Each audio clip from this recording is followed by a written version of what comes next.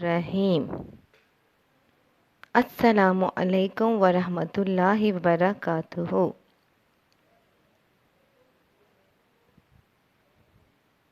प्यारे बच्चों, यकीनन आप अच्छे होंगे, ठीक होंगे।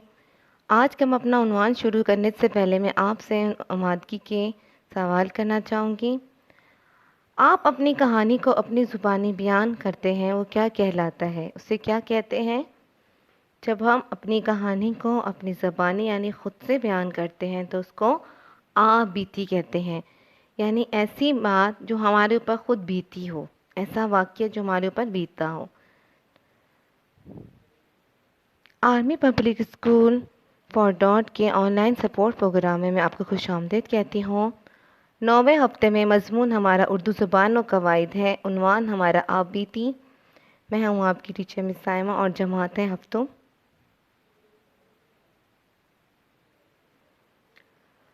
आप बीती से क्या मुराद है? मैंने आपको भी बताया है कि ऐसी कहानी जिसके वाक़यात अपने ऊपर बीते हों, बयान करना आप बीती कहलाता है।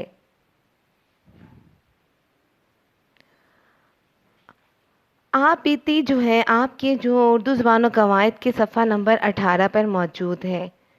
तो सबसे पहले आपको ये पता होना चाहिए आप बीती के बारे में। मैंने आपको आप बीती के बारे में जो है तारीफ़ बता दी है, आपने इसको अच्छे से याद कर लेना है।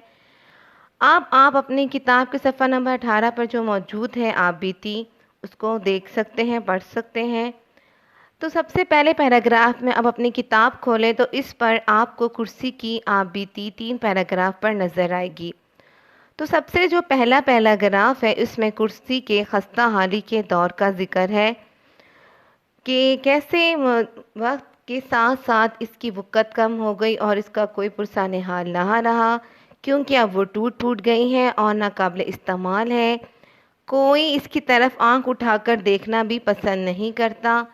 इसी पैराग्राफ के अगले हिस्से में कुर्सी के शहाना दौर का जिक्र किया गया है। जब वो बिल्कुल नई थी, उसकी पॉलिश चमक नज़रों को खैरा करती थी और नशिस्त पर लगा नर्म व गुदाज फॉर्म बैठने वालों को सुकून का एहसास देता था। हर कोई इस पर बैठने को बाइसे इफ्तिखार समझता था और वो भी अपने हुस्न पर हर लम्हा नाज करती थी। पहला पैराग्राफ में कुर्सी के दोनों अदवार का जिक्र है, बदहाली के दौर और शहाना दौर। फिर उसके बाद हम दूसरे पैराग्राफ को देखते हैं। यहाँ पर जो मुंतखब करदा चीज़ कुर्सी है, इसकी इब्तदा से लेकर आखिर तक तमाम मराहिल तहरीर किए गए हैं और इन तमाम मराहिल में पेश आने वाले वाक़यात के तसलसल और रब्त का ख्याल रखा गया है। अब मरहलावार हम देखते हैं कि कुर्सी कैसे बनी।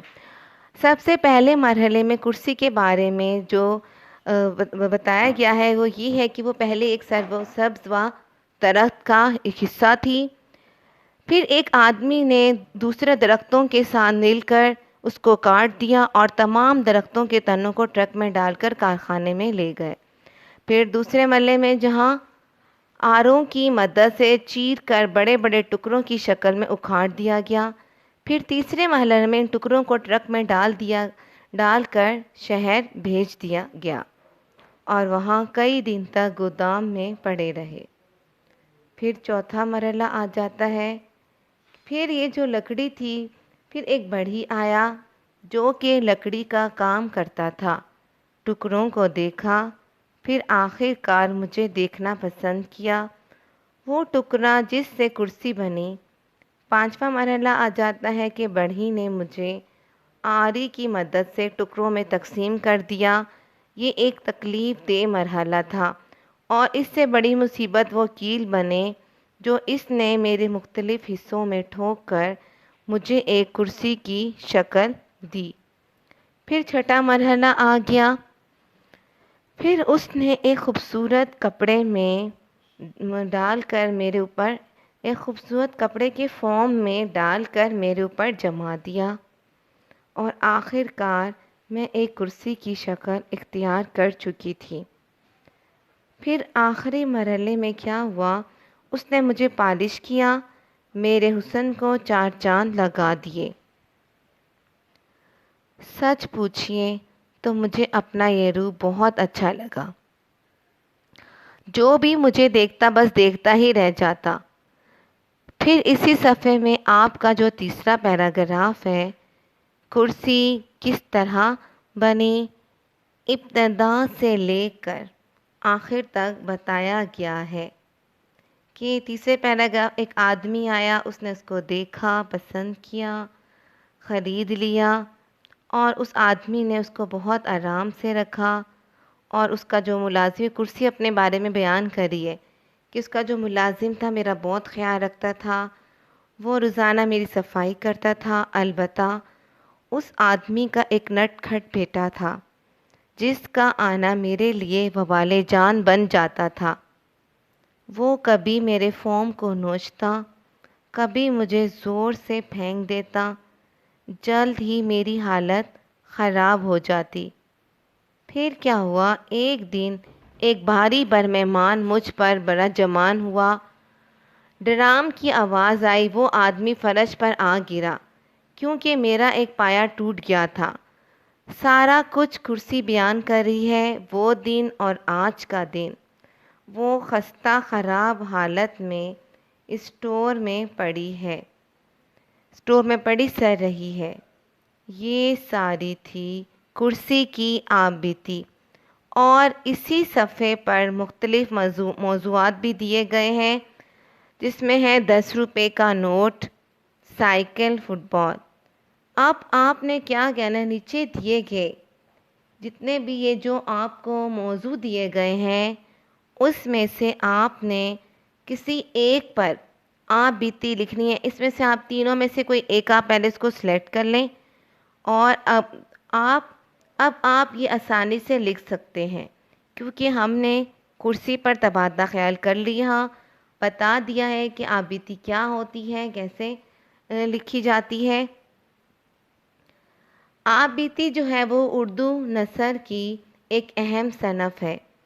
ہم اپنے ساتھ پیش آنے والے واقعے یا کسی ذاتی تجربے کو الفاظ میں بیان کرتے ہیں تو وہ در حقیقت آپ بیتی ہی ہوتی ہے، یعنی اپنے ساتھ رونما ہونے والے کسی واقعے کا جو ذکر ہے وہ آپ بیتی کہلاتا ہے۔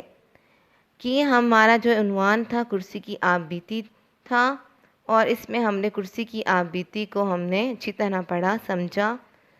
کرسی کی آپ بیتی کا جو کامیابی کا معیار وہ یہ ہے کہ تمام تفصیلات پر تبادلہ خیال کرتے ہوئے واقعات کے تسلسل اور ربط کا جو ہے وہ خاص خیال رکھنا ہے۔